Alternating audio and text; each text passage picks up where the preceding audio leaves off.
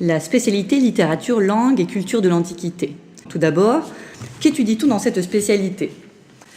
Dans la spécialité langue et culture de l'Antiquité, on retourne à la source de tous les savoirs dans l'esprit humaniste.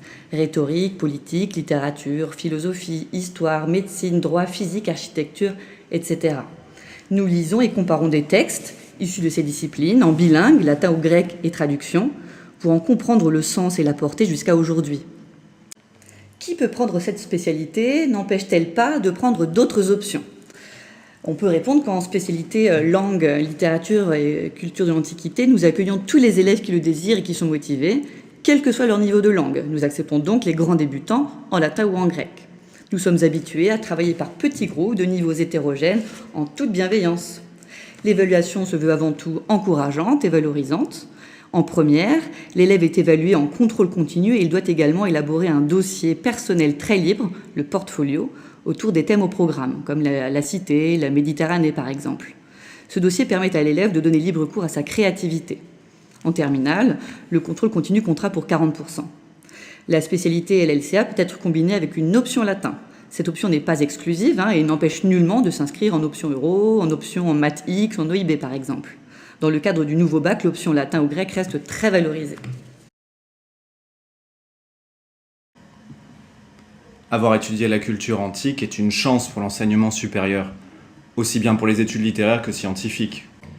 Un dossier d'élève qui présente cette spécialité sera perçu comme un dossier de qualité, qui se distingue des autres et qui donne confiance aux établissements du supérieur. À Sciences Po Paris, ils ont réintroduit des cours de civilisation antique. Mais c'est aussi un savoir important pour les filières scientifiques.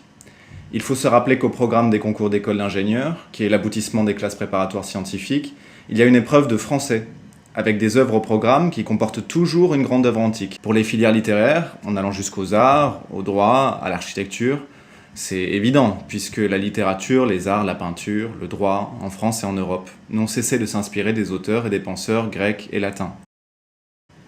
Et c'est la même chose pour l'épreuve de résumé ou de contraction de texte au concours des écoles de commerce. Il n'est pas rare que le sujet soit en lien avec l'Antiquité. Même si on prend l'exemple des examens de médecine, où il n'y a pas d'épreuve littéraire. Une grande difficulté est quand même d'absorber toute la masse du vocabulaire technique attendu pour nommer les parties du squelette, les organes, les maladies, les médicaments, et tous ces noms viennent du latin et du grec. Alors l'éloquence ou la rhétorique, l'art du discours en public, c'est très à la mode en ce moment, et on se rend compte que c'est nécessaire avec la réforme du baccalauréat. Et un rappel pour finir, l'esprit de cette réforme est de donner plus de liberté aux élèves dans leur choix de matière, pas de s'enfermer dans un profil définitif dès l'âge de 15 ans. Ce qui revient souvent lorsque l'on s'intéresse aux humanités, c'est l'impression qu'ils ont tout inventé, et que l'on assiste ainsi à la genèse des idées, de l'art, bref, aux origines de la pensée. En apprenant à déchiffrer un texte ancien, on développe ce qui fait la qualité de tout travail.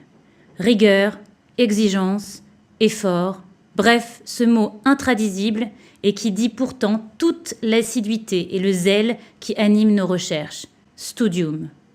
Cette exigence que nous trouvons dans l'esprit grec et latin, nous pouvons aspirer à vous former à cet esprit qui tend vers une culture transversale, parce qu'il s'agit d'une science sur l'homme, d'où le terme consacré à ces études, les humanités. Cultiver la sensibilité au texte antique, c'est se donner la possibilité de mieux comprendre ce qui tisse le passé au présent et appréhender l'avenir avec la lucidité d'un esprit formé aux problématiques qui traversent notre temps. Alors, levons-nous pour inscrire notre place dans ces humanités, contre la barbarie. Suivons le chemin des valeurs et des idéaux de notre société.